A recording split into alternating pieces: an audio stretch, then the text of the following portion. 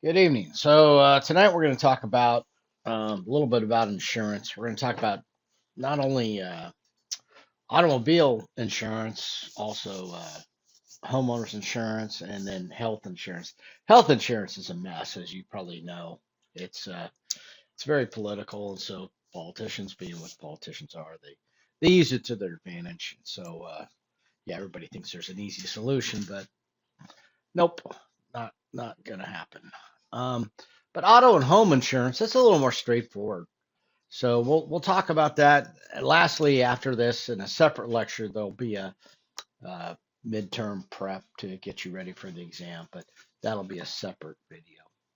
Um, so insurance, what happens is the insurance is based upon the concept that not everybody has a bad day on the same day. That's how insurance works. So there's a lot of conceptual things that people think are insurance that can't be insurance. Some types of health insurance that can happen to people simultaneously or can have like pre-existing conditions and stuff. There's a need perhaps for society to pay for some of those things and to cover some of those things or to spread it out, but to put that on a private insurance company, that doesn't fit the concept, the model of insurance. And what happens is it makes insurance unaffordable for the other folks, and so the whole system breaks down because then the other folks don't take the insurance, and that's how it happens. So, for example, the easy example is vehicle insurance. If you wreck your car, people who wreck their car, once a week or once a month or something, pretty soon they end up without insurance just because they're obviously not good drivers. But for the rest of us, the chance for a vehicle accident is, a couple every 3, maybe 10 years, something like that. So the fact that we all have to pay a premium, and when we do have a bad day, and even a place like Alaska, let's say, 700,000 folks, if there's 20, 30 accidents, but there's 700,000 people who didn't have accidents, well, then that's absorbed quite easily. The insurance company can, fix those people's cars, perhaps take care of maybe some injuries that might have occurred. But the insurance company as a business can still, make a profit and survive. And again, it's not about greed of the insurance companies, it's about survival. The worst case scenario, using another example, would be flood insurance. Let's say, there's an insurer and they're, down in Florida or something like that. There's a horrific hurricane, everybody gets flooded. Well, now you've got millions of folks and they're all out at the same time. They all have that catastrophe at the same time. What happens there? Don't be under any illusion that the insurance company is going to cover that. The insurance company has a finite amount of money, and yeah, the insurance company is going to probably pay out what they have, go bankrupt, and then for those other, maybe they take care of 100,000 people. That other, you know, 7,900,000 people, they're left with nothing. So that's why, for example, flood insurance, they won't allow a private company to offer flood insurance because it's a false promise. They can't promise to cover people in a flood. What would happen is a private company would take everybody's money, and then when they're actually called upon, they'd skip town. They'd, you know, maybe go bankrupt, maybe set up a flood insurance gig in some other place and take everybody's money until they're relied upon for payments, and then they're just gonna go bankrupt again. And anyway, so it's not a win situation. So uh, auto insurance is in private business because it can be profitable or can at least survive. But flood insurance, that's a federal program.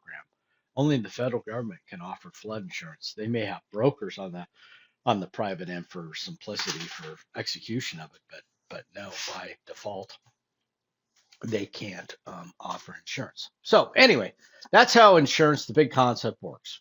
Ensures the damages to your auto home are covered. So again, not everybody's house is going to burn down. Not everybody's car is going to get wrecked. Also, the personal assets liability, if you've got a ladder or a rake in the yard buried under the snow or a swimming pool and somebody drowns in it, yeah, that person who's injured due to your maybe negligence or just whatever, but somehow you're found responsible. Responsible is the concept of liability. You're liable for somebody else's damages, then you cover it. So, anyway, and for you as in a personal finance realm, you're busy out trying to get everything done. In terms of your life, you're trying to make money, you're trying to pay for your house, take care of your family, and these one-off black swan kind of events, like somebody drowning in a swimming pool that you happen to own, um, yeah, you don't necessarily want that wiping all of your finances out and taking your house and everything else because of a very unfortunate but very, very infrequent event. So, anyway, now if you contribute to that, if you make the liability or whatever, if you happen to cause that thing by carelessness, in insurance terms, they'd call that negligence, then yeah, it's going to go much worse for you and perhaps exceed the amount you're insured for just because, they've got a good lawyer on their side and you may have been a bit stupid or careless and they can take full advantage of it. Okay, so risk. Risk is something we all live with. Everybody has risk. Exposure, events, or perils. Perils are things like fire, wind, hail. If you're ever in an insurance policy, you do not want an insurance like, for example, there's another scam where they sell you like cancer insurance. And everybody's like, oh, wow, I need to get that. Well, no, you need to get all perils. If you're sick or hurt or whatever, do you care whether it's cancer or do you care whether it's, something just degrading your house? When you get specificity in terms of perils, that's not a good thing for you. What you want is all perils. You don't care what happened, but your house is destroyed, your health is bad, whatever. Whatever the cause was, whatever the peril was, is not nearly as important as you being made whole at the end of it. Risk management, yep, decisions about how you're going to protect yourself. Avoid risk. Well, avoid risk is difficult. In this case, they say don't own any assets. In a life case, it'd be don't drive. Well, you're not really completely avoiding risk unless you're going to stay in the house. You're going to get somebody else to drive for you. You're going to get chauffeured. You're going to get an Uber where you're paying, you know, somebody else a fee, but they're actually having to cover their insurance. You're not going to get away from exposure to risk without. Anyway, what you want to do is reduce risk. Avoidance of risk is exceedingly difficult. Reducing risk is something you can do. You can mitigate risk. You can maybe get a car with airbags, get a car, wear your seatbelt, do things like that. That will reduce risk. And then also in a asset situation, smaller assets or assets that aren't quite as put at risk. Accept risk if it's something that's you're going, this is such a low probability of happening. Maybe you can just say, fine, I'm just going to deal with it. For example, the state of Alaska is what they call self-insured, where they just say, if we make payments to an insurance company, a third party, and all our vehicles, and you calculate, it's such a large enterprise, the state, and we've got fairly deep pockets. Why not just be self-insured? We're large enough to where we can pull that off. You as an individual, if you've got exceedingly deep pockets, you can typically not have to have the mandatory auto insurance if you're willing to post a bond and show that you have the financial, wherewithal to sustain some sort of, car accident or something else and be able to take care of whatever injuries, damage you caused. You can sometimes do that. But for most of us, what we do is we insure against the risk. We realize that we can't avoid the risk. We reduce the risk to the minimum possible. But for that remaining risk that still exists, even though it's a very, very remote chance of happening, we would prefer to pay somebody a premium, an insurance company, a certain amount of money, and they pool that with their other customers, and they cover us against that risk. So it's a way of basically getting through life without putting all of your assets at risk. Types of insurance, yeah, you can insure against all sorts of things.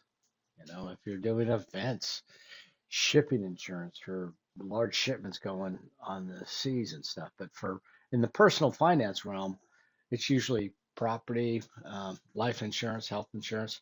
Property insurance, for most of us, we're carrying a mortgage on the home. So even though we talk about our home, it's really the mortgage companies because they're the ones with the note.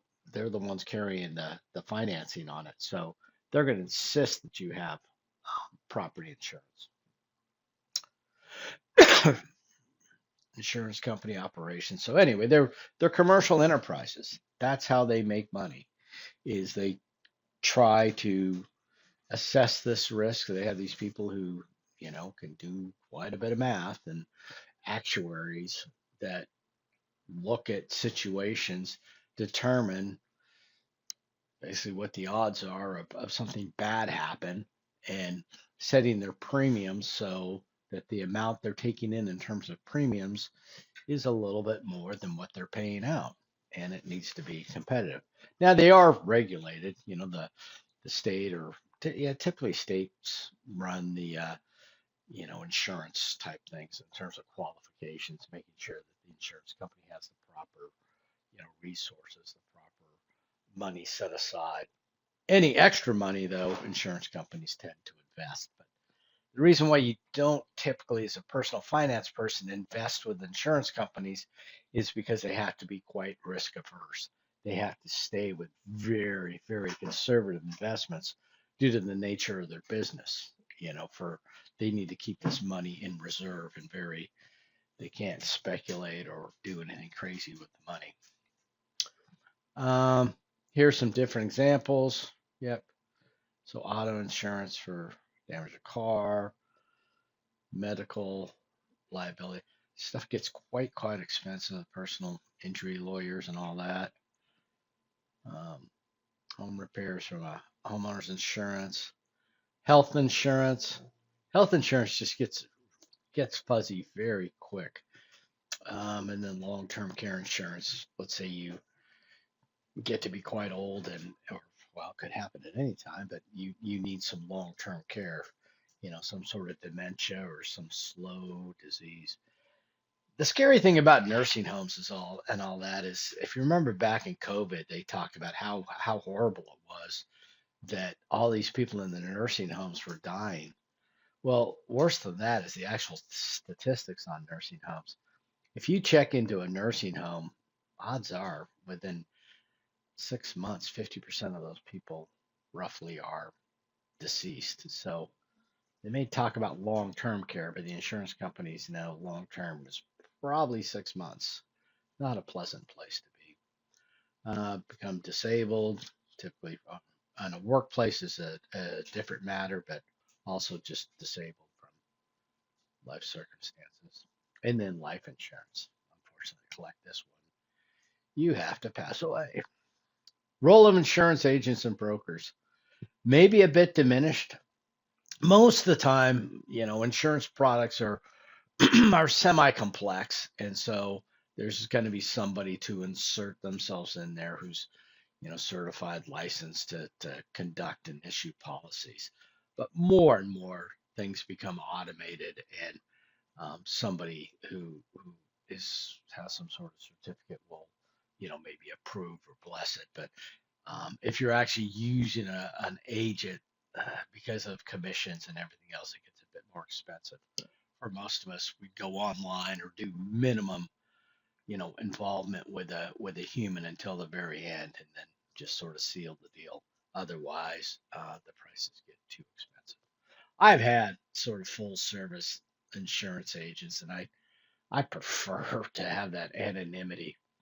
I was insured with State Farm here locally for a while, and oh my God, they were like creeping around and looking at the home, going, "Well, it looks like what." My home is an old homestead, and it's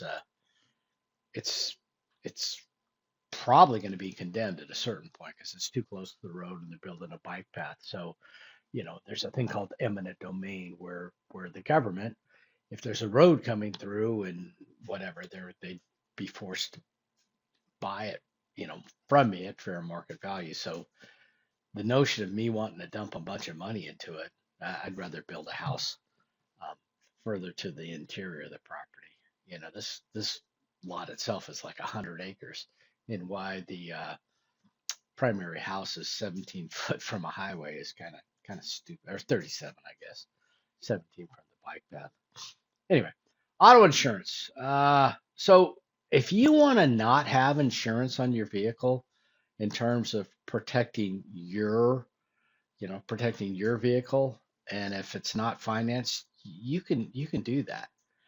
But the legal requirements coming from the liability standpoint, the other drivers out there, that's not legal for you to be out there driving on the roads and not be able to cover the damages that you might be able to incur.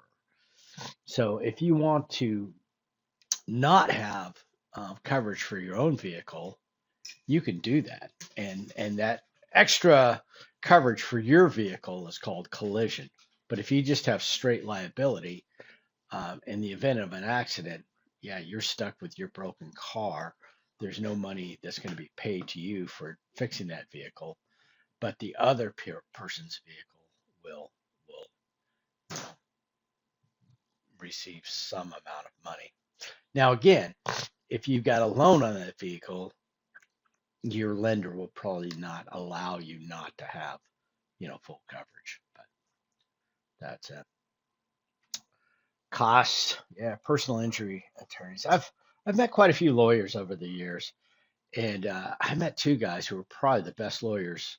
They're actually Anchorage guys, but they make a killing in personal injury. But man, they talk about job satisfaction. They hated their jobs. They wanted to work with me on, a couple of projects I had going on that involved horses and potentially a bar type thing and some other stuff. But they were just so bored with the personal injury. I mean, but they were good at it. And, they described to me the situation about a lady, she hit a moose and she had a friend in the passenger seat, and the moose went through that side, went right through the windshield, and it either killed or severely injured the passenger. And, this lady just the driver just lost everything because she was the only one to be sued. It wasn't necessarily her fault. I mean, it was the moose, but you can't sue a moose. Certainly wasn't the passenger. So the only one left was the lady who was driving the vehicle. And, we've all been there. There's not a whole lot you can do when a moose runs in front of you. But anyway, she was the closest thing, the only thing available to be sued. And anyway, so it wasn't one of their prouder moments, but that's why they were telling me be very careful what you do, because liability and who's at fault and all that sometimes is superseded by, well, who's got the money to pay, who's got the deep pockets. So it's a scary. Anyway, no fault insurance. They've tried to do that to get some of the lawyers out, but it doesn't always work. These personal injury attorneys, if there's some situation or there's some negligence, again, somebody did something stupid. If you get in a DUI and you've got no fault insurance, yeah, they're still going to find you at fault. Don't worry, and it will not go well for you. So liability coverage, that's what I talked about before. That's just protecting the other guy, right? The other person, nothing about your vehicle. Policy limits. When they quote policy limits, they always do them in a series of these three numbers. So this is the injured. Um, this is for all the people. So these are medical, and then the last one's for the property damage. Yeah, you look at some of the new trucks and stuff, especially. I mean, they're pushing 100 grand. So if it exceeds that, then they're coming after you.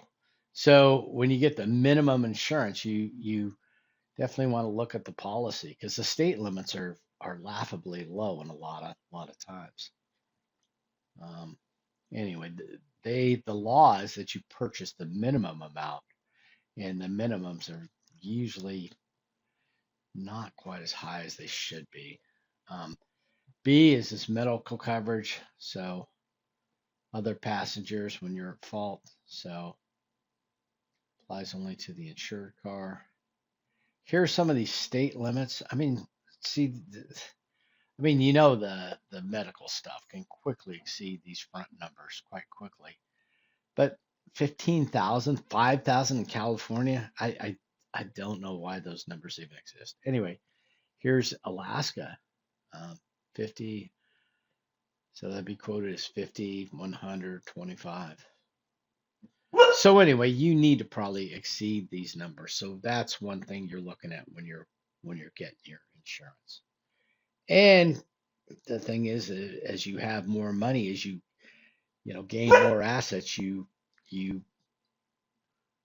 appear to be more of a target for some of the lawyers. They are definitely going to check what they're up against. If you have a lawyer who's not being paid by the hour but is relying on the outcome, if they're taking a percentage of the final award, they're definitely looking at who they're suing. So the different states, but they're all pretty low. Utah, well, with the PIP damage, but 15,000, so that's not too far from Alaska. Okay, and then the coverage C is the uninsured, underinsured. So they know that there's going to be some people who are not going to get insurance. And you don't want to be out. You want your vehicle fixed.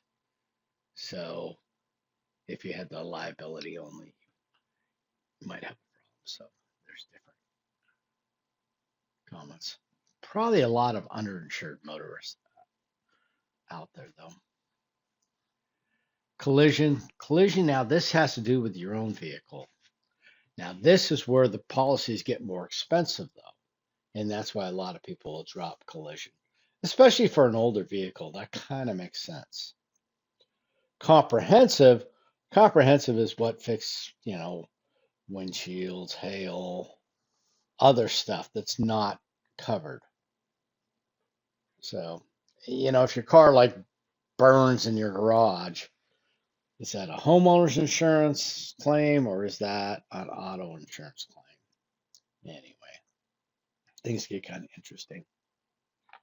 Some of the electric vehicles, especially too, they don't do super well in salt water in the flooding zones and have caused a number of fires and burnt down the homes. So anyway, if you're in one of those environments, which we are not, you have to be very careful because you could endanger your homeowner's insurance by having a dangerous, what they consider a dangerous vehicle parked in the garage. Deductible. Another way to adjust the amount you're paying for your premiums, if you can handle it, is to go with a higher deductible.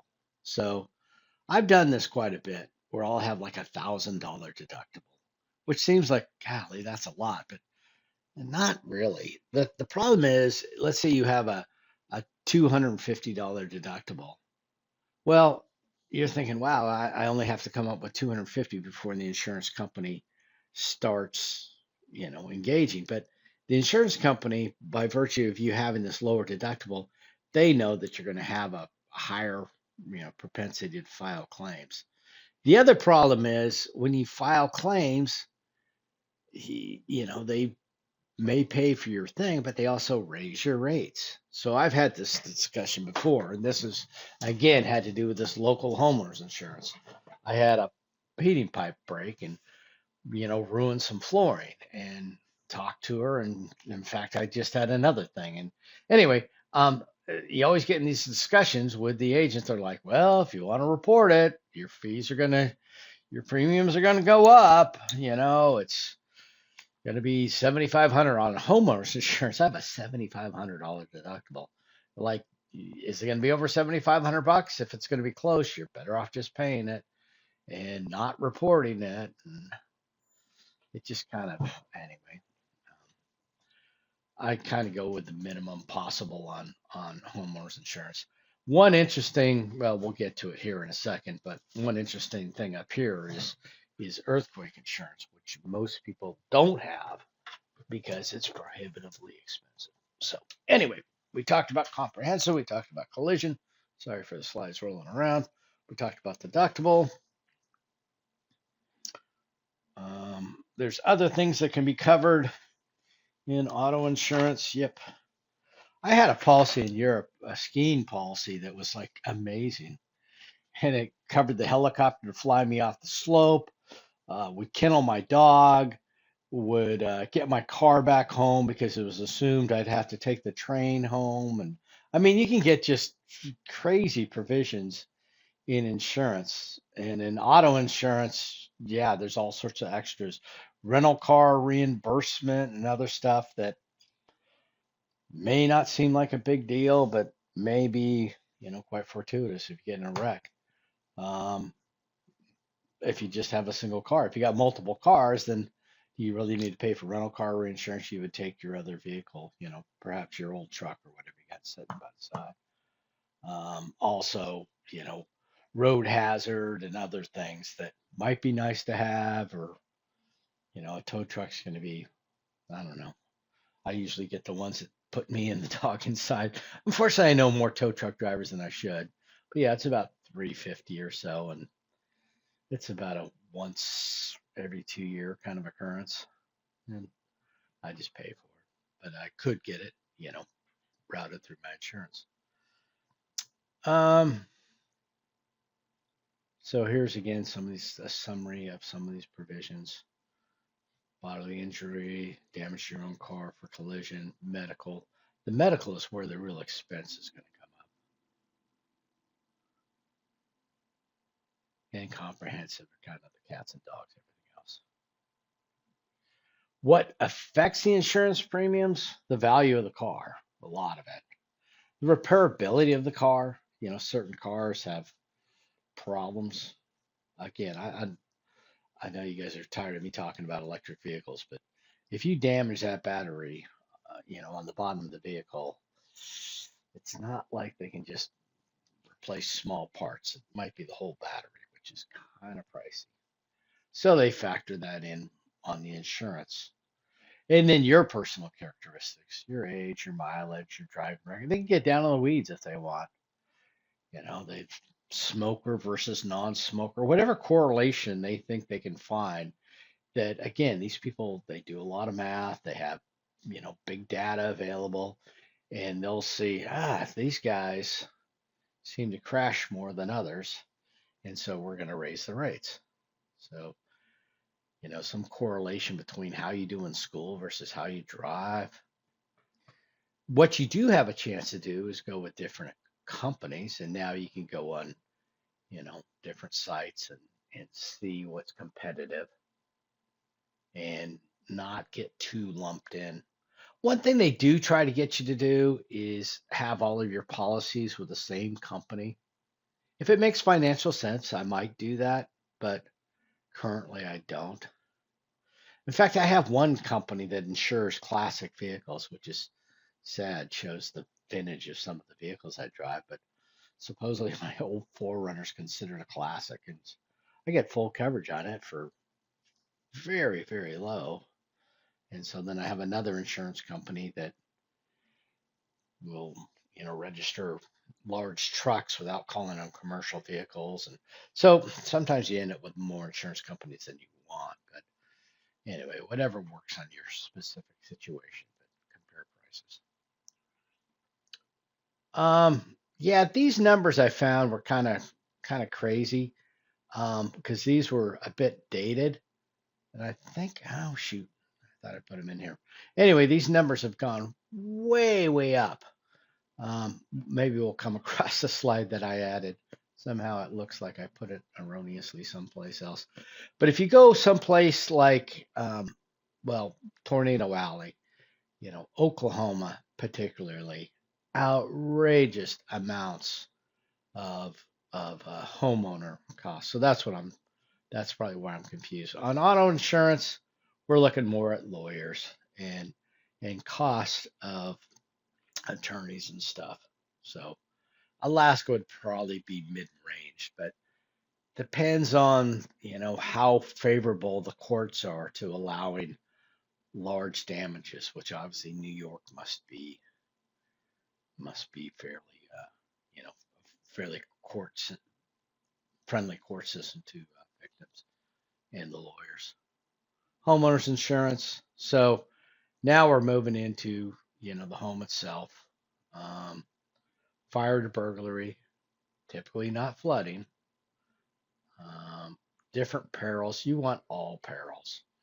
Now, again, you're not going to typically find a policy that's going to cover earthquake insurance. So if that's something that's super important to you, you will pay for it, but you'll do it in some sort of separate package. And again, depends where you live. Even local areas within Alaska, um, we're all pretty high in the earthquake realm, but some areas are worse. This old house was built, in the 50s by homesteaders, and it's been through. Well, it's obviously been through the one back in the 60s. So I think if it was going to fall down, it probably already would have. Here's some of the perils they're talking about. They've got them categorized down. Not so important to you. You just need to make sure you've got your own, for whatever situation you're in, whether it be a mobile home or condominium or whatever, that you've got the appropriate coverage. This is important, and it will make a difference. If you see get a very low quote on homeowners insurance, it may be what they call a cash value policy, which means that you've got this TV that you think, yeah, I just bought it 2-3 years ago. It still works perfect, and I paid whatever. You probably paid more for it than you should have if you're, early adopter and you bought it when the technology was brand new and now it's not worth much. Well, they're going to give you not worth much price at this point. They're going to say, yeah, that technology's dated, it's older, we don't see it being worth that. And you, with your house being burned down, and they give you, $150 to replace your $2,000 TV, you're not happy.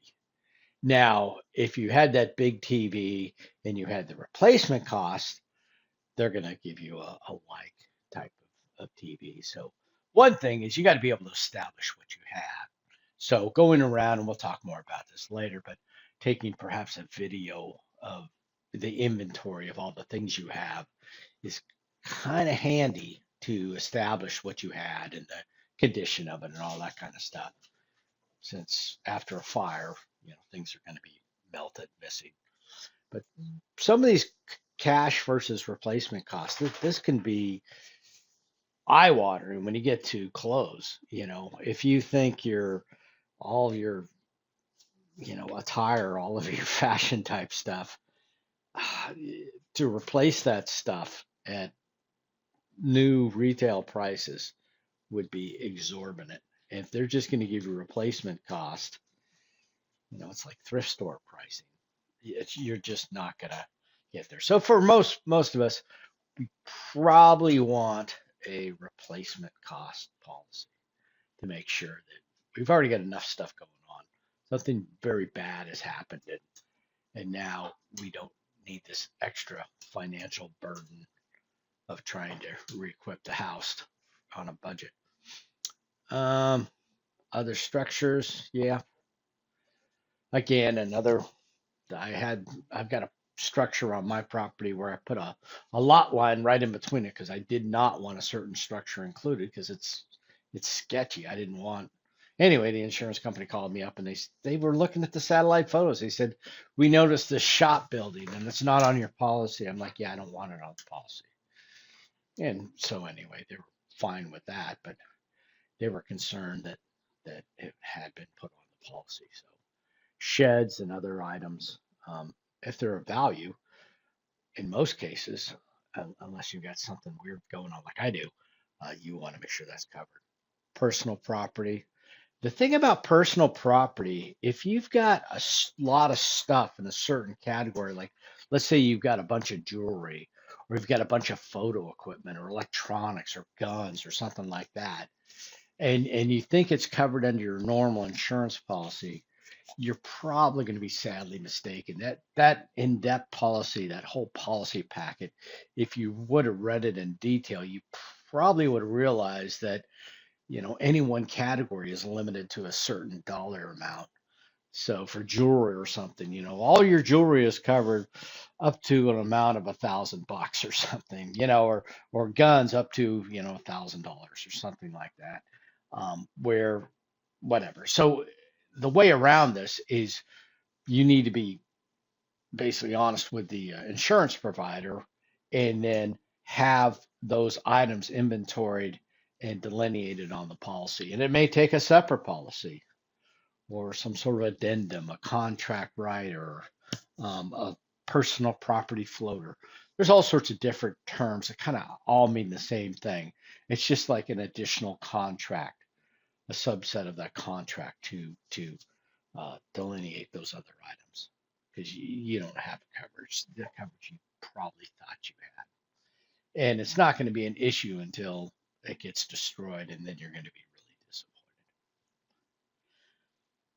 disappointed. Liability, this gets back to, you know, somebody comes on your home and they slip and fall, and, woe be to you if they find it was negligent. You had the swimming pool, which isn't that common in Alaska, I realize, but you didn't have the fence around it, or you had the rake or the ladder buried under the snow right where the, person was walking, and somehow you're at fault. So anyway, other provisions, yeah, where you're going to live while the house is being rebuilt, um, loss of the use of your things. Why, there's some policies that will cover all that. So homeowners insurance, though, is fairly straightforward.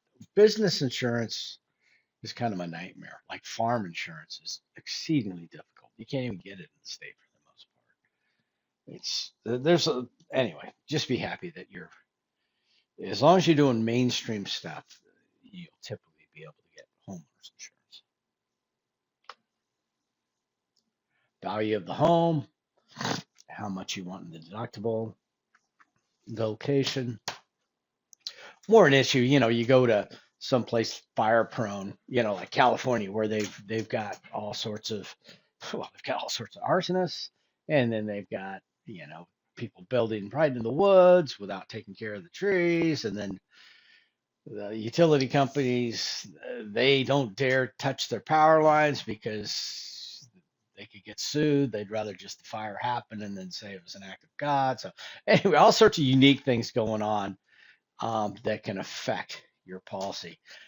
Um, but don't be surprised if maybe they'll ask you, or maybe they'll just look on a map, but they'll want to know like how far you are from the fire station. Are there any fire hydrants in your neighborhood? Certain things like that seem kind of obscure, but you can tell where they're going. Um, and then degree of protection. Obviously, if they say, you know, obviously you have fire alarms, you have this security system, you have something going on, be honest about it, but certainly do some shopping if necessary to figure out what's going to save you a bit of money. And then the discounts, that can sometimes happen if you have your policies, like your auto and your homeowner's policy with the same one.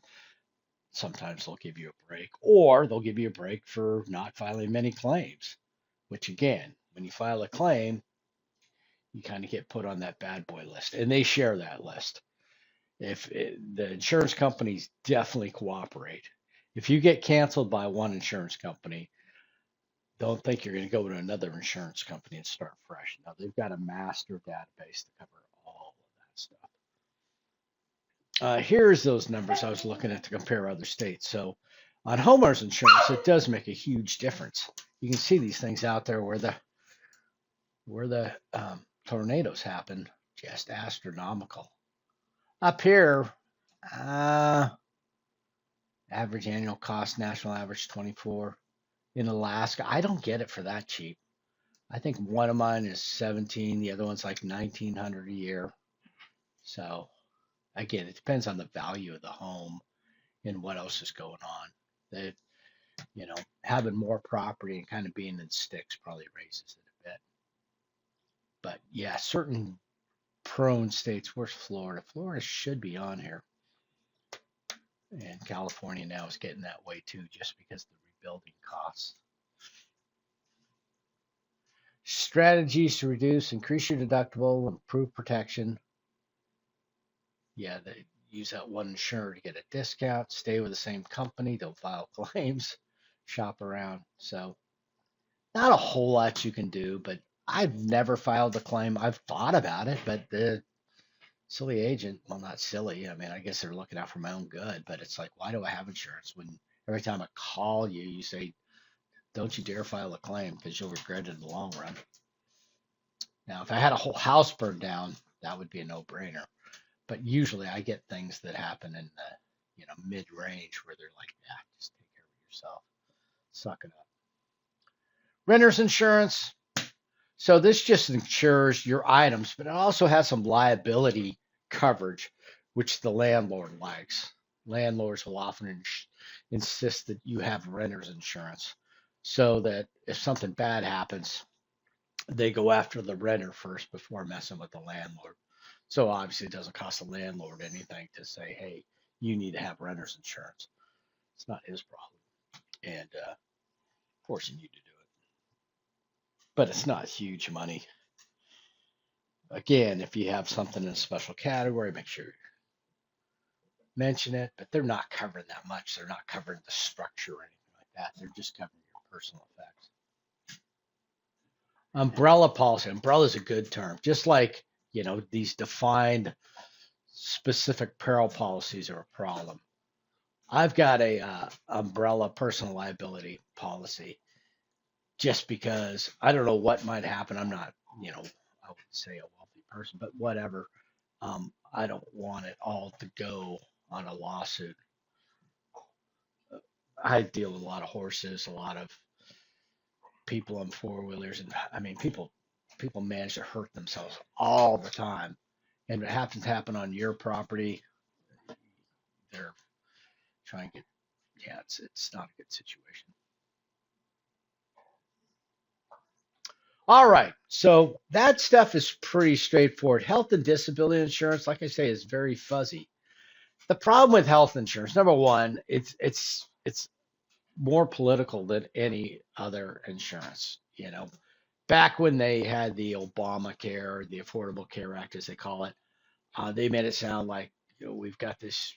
Well, we do have a problem, but they wanted to make it sound like everybody was going to be uninsured unless this Affordable Care Act was passed.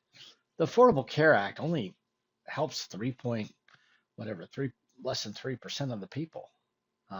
If you don't have much money, then you're going to be on Medicaid. That's more of a welfare kind of program. And then Medicaid's for the older people. So you've got, there's Medicaid, and this is Medicaid for children. And then Medicare, that is for definitely the impoverished. So Medicaid over 65, Medicaid CHIP, that's for the children that for some reason fall under Medicaid, and then Medicare is more like the welfare thing that we think about. But the big deal is the employer sponsored, almost 50%. So getting back to the concept of insurance, insurance works because you have multiple people, and so you have this big pool. Well, employers and insurance company providers are very comfortable insuring groups like that, and they can do it efficiently. And so employers can offer a very good incentive to their employees by having some sort of medical coverage as part of it. So it's kind of a win-win. Then you have this uninsured, which again sounds like, oh, 10% of the people don't have insurance. Well, there is some transition, people going from one type to another. So that's maybe a percent or so. But another portion are the ultra wealthy, and I'm not sure you want to say top 1%, top 2%, 3%. These insurances get kind of expensive, and a lot of people will, or a substantial number, will go self-insured. If you walk into a doctor and you say, I'm not going to be billing this through insurance, I'm going to be paying cash or, some sort of cash equivalent. Oh my God, the rates will just fraction because they don't have to go through the administrative route, and they don't have to, when they bill, the federal government through one of these programs, looking for, they bill for $1,000 worth of charges, they're going to get a fraction of that. They don't give, the government's got a certain percentage they give. So it's just much cheaper for them, for a provider, for a doctor to provide services to somebody who's on a cash basis. So anyway, it's still, that's a high number, but there's some, explanation. You have people that are unbanked, you have people that are undocumented, you have people that make up this 9%, and it's not all of them are in a perfect world, they'd all have insurance, but you're always going to have some percentage without insurance. So it can be offered by private insurance companies. So that would be, through employers, and that's going to be roughly about half. And then you're going to have a lot offered by the federal government.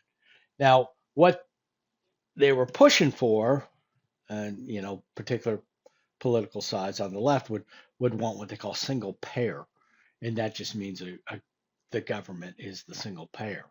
And then on the right, they typically want more of a private approach where the government has a lesser role and it's private companies. But the problem with this issue is it's super contentious, and it's just, we may think it's a horrible system, but if you're a politician, this is the best thing ever. You can pit people against one another, and you can go to the election and if you fix the problem, you wouldn't have the problem anymore, and then you wouldn't have anything to campaign on. For example, and this is kind of getting maybe a little astray, but if you look at the abortion argument in the UK, abortion is legal, and it's not really disputed because they voted on it. There's a lot of people who feel abortion is, horrendous, completely wrong, but they didn't win the election, and they stood by the results. And the people who wanted abortion, well, obviously they're happy. But anyway, it's not an issue that's up for debate or argument anymore. Whereas in the States, the issue comes up over and over again. And because politicians don't want to vote on it, they don't want their name associated with winning or losing, they're not going to do anything definitive. And the same thing applies to health insurance. If they solved health insurance, if they went with one of these programs and they put it to a large scale referendum where everybody voted and that was settled law, then they wouldn't have something to campaign on and solicit donations and special interest, and the donor class, the big money who actually drives the elections, they wouldn't be as involved. So anyway, it's don't expect it to go away anytime soon. You can see how inefficient the U.S. system is. expenditures per capita. We spend a horrendous amount of money. Where in Europe, Europe is not like there's nothing cheap in Europe except their healthcare is relatively cheaper than ours. Now, there is another element here where Europeans will spend twice as much on food, maybe better quality food, and half as much on healthcare.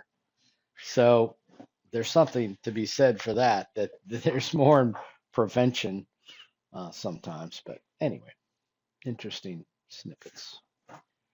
Cost of insurance, yeah. So here they're going to go on the, talking about the Affordable Care Act and how it needs to be rectified. So cost of health insurance, about 1 in 5 uninsured. Yeah, they were showing about 9%. One, whatever 9% would be about 1 in 10 uninsured. But anyway, um, many options available.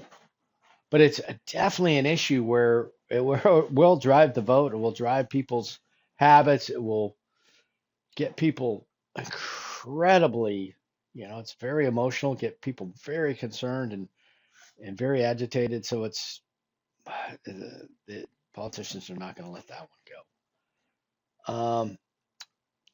The actual contents of the policy, yeah, the person who's there, where they are, pre-existing conditions. So again, if I haven't alienated some of you, this will probably take out the rest. If you insure pre-existing conditions, let's put this back on an auto insurance or a homeowner's insurance. Let's say you go to the insurance company, you say, I want to insure my Camaro, and they go, okay, great. We need to see the vehicle. Say, oh no, the vehicle's been crashed. I need to get insurance though because I need to get it paid for. It's like, wait a minute, you can't insure something that's already, wrecked. Or you try to do the same thing with your house. It's like, oh no, the house is burned down, but I didn't have insurance. I need to get insurance now. So it's a very emotional and whatever situation. But if you've got a pre-existing condition, it doesn't fit the insurance model because insurance it doesn't work that way. Insurance works on the chance that something bad might happen, whereas you're entering this argument with something bad has already happened. So now, if somebody has a situation like that, a condition like that, there needs to be a different role to pay for that because you can't fund that through some sort of private company because if you try to, it makes the premiums unaffordable for the other folks because it's no longer an insurance model. It's something else entirely when you have parts of the pool that are not in like new condition coming into the situation. And I realize we're talking about people here, but I also realize that this is an insurance when we're talking about pre-existing conditions. So anyway, another thing would be the cancellation renewability options on the policy. Most of the time, insurance companies, and this again gets very sensitive with personal information stuff. They want to know as much information as they can. They want to know family histories. They want to know, genetic markers or predisposition to certain things. So to either eliminate you from the pool or price your coverage appropriately. A lot of times they might just price your coverage just so shockingly high to prevent you from enrolling so they can just discourage you. Anyway, there's other things, rehabilitation, mental health that are important, but perhaps unaffordable through the private sector. So again, something needs to be done to take care of people in those situations, but to call it an insurance is a misnomer and it alleviates the responsibility. You can't expect that a company or a program is going to be self-funded when when that's part of the policy. Um, Other things, pregnancy, yeah, that's, you know, can be, yeah, anyway, it's something that needs coverage, and how that's going to be done. Now, dental insurance is kind of a hybrid here because that sort of does work in the private sector model pretty well. And the best item is vision insurance, where especially like things like LASIK surgery, because it's not typically insured and the marketplace is super competitive, very high tech, very automated, and the value for service that you get. I mean, they do some amazing, surgeries for very affordable prices, which for people who think, wow, if the rest of the medical system ran on that same sort of model with more, you know, cost pressure and more competition, we might end up with better outcomes. But anyway, determinants of unreimbursed medical expenses. So these are the ones that you might be able to write off in your taxes, the deductible part, the co-insurance. Sometimes you'll have a certain amount that you have to pay or pay for by a different company. Stop loss, when they can, um, start or stop your policy, coverage limits, and then coordination of benefits. Anyway, it gets very complex. Um, HR people with whatever company, if you're working for a firm, they tend to spend quite a bit of time on the medical expenses and the ins and outs, and it's obviously not a great system. You literally have people, insurance company execs getting murdered over this stuff, and it's a strange situation. But it would be naive to think that it's going to be resolved anytime soon, because you saw the money that's being made, you saw the political forces that can be generated by the conflict. It's you know it's a feature to some people rather than the bug. Anyway, expenses not covered by private insurance. You have a thing called a flexible spending account that you can opt for, um, but it's kind of weird. The funds can't be covered over to year. You can get a certain amount of your money designated to put in this flexible spending account, and it goes in there in a tax-free type thing. But I don't think they're really going to catch on. The numbers are quite low, and this use it or lose it provision makes it a little awkward. Medicare, if I didn't confuse you all before, we'll go back through it right now to reiterate. Medicare over 65. That's pretty much all you need to know. Most of you are so far from Medicaid that, or Medicare, that it's going to change by that point. But Medicare for the older folks. Medigap. These are just small insurance policies that cover some of the gaps in some of these Medicare policies. Some of these people are on fixed incomes, they're retirees, and they don't want to have to pay anything, so they're willing to pay, $30 a month for some small insurance that's going to take care of the gaps in the policy. Prescription Act, or that's changing a bit. This was the old one from 2003. They've made some updates. So. Medicaid, now this is can be for the aged, but the blind, disabled, and needy family with dependent children. So that's most of it. State by state.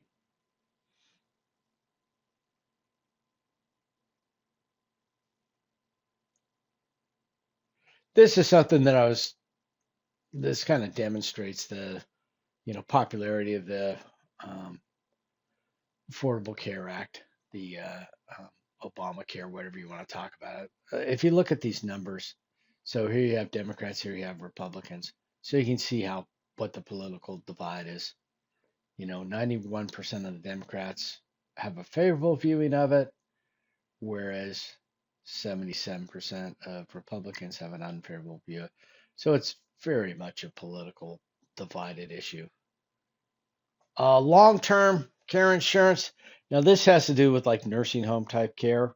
The thing about this is you need to, if you think you're going to be in this situation, you've already kind of identified yourself as somebody who's probably had experience with this with somebody in your family. So the insurance companies are like, wait a minute, what's going on here? Does this person know something we don't? Do they expect themselves to be in this situation?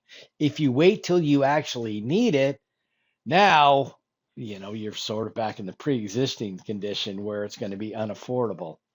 So if it's something you're considering, um, you need to kind of opt for that early. Um, you have to look at the stats, look at the numbers, and decide what your risk tolerance is, what your assets are. It is typically quite expensive because the long-term care is quite expensive. So, and the fact that not everybody has it. Usually, the people who would take long-term care insurance are people who have some reason to think that they're going to be in that situation. So, it's a tough insurance market. Provisions about it. Yeah, I had a situation where I was going to have an operation done potentially and be down for a couple 3 months and miss some work. And I checked into the long-term care insurance I had that was by virtue of the company I was working for. It was absolute garbage. They weren't going to cover anything. I canceled the policy, um, and I never collected any money out of those people. It just wasn't going to work. It was more of a disability care than a long-term care, but 3 months was 3 months, and they weren't going to pay much at all. It was barely going to cover what I was paying in premiums.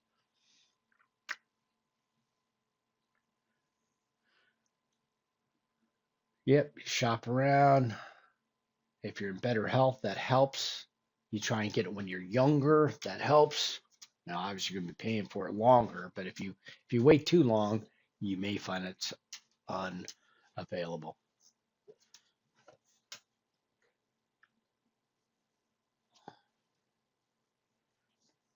Now, if you've done well and you've got a pretty good nest egg, is this something you need? Would you be better off investing that money for 20 years and ending up with this big chunk of money that, hey, if you need the long-term health care, then you jump into that big chunk of money. If not, use it for something else. So it'd be maybe your own, policy yourself to give yourself more flexibility. Disability insurance. This has to do with, your ability to, most cases, work. Most disability is associated with like workman's compensation or something like that, where you're going to get a policy. Let's say you're you're like a roofer and you happen to fall off a roof. You'd probably be pretty wise to have some sort of insurance or have your employer pay for some sort of insurance to protect you. But what they're talking about here, the own occupation or any occupation, let's say you fall off a roof and you're pretty jacked up, as likely would be falling off a roof. But, if you're on crutches or in a wheelchair from here on out, um, can you collect? Well, if it's in the own occupation, no, you're not going to be jumping up on roofs. That's your occupation. You're not going to be doing that anymore. So, um, I should start collecting right then. Well, that policy is going to be more expensive than the one that just says any occupation. You know, they're going to say, well, you're on crutches, you're in whatever. You need some training, but yeah, basically you need to learn the code. You're going to do something else in life, and you know, we're not paying because you could do another occupation. You just can't be climbing ladders anymore. Disability insurance, yep, the individual, the employer, and then Social Security. So a fair amount of abuse taken on in here. That's one of the things we talk about Social Security being insolvent part of it. Workman's comp, you do pay a little bit into this, and your employer pays a little bit, so that fund is actually funded, externally in addition to the government. But the Social Security thing is kind of a problem. What happens is if somebody can't work, and they file for some sort of disability, they'll end up, on a state program.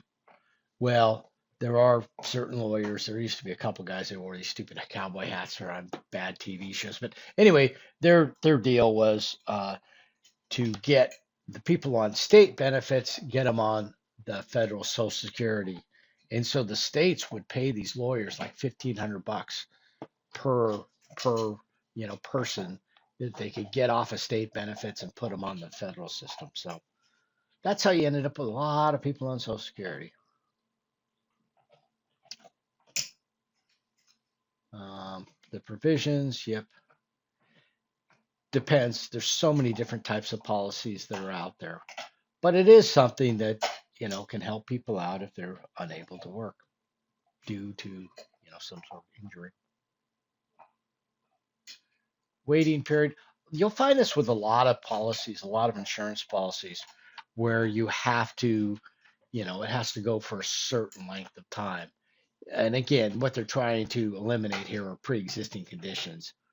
Say, oh, I can't get up on the roof anymore. I just happened to fall off the roof yesterday after I signed the policy paperwork. It's like, yeah, it's probably more likely you fell off the roof last week and you're just reporting it now after you got your insurance. So they may have some policy to say that you have to wait a bit.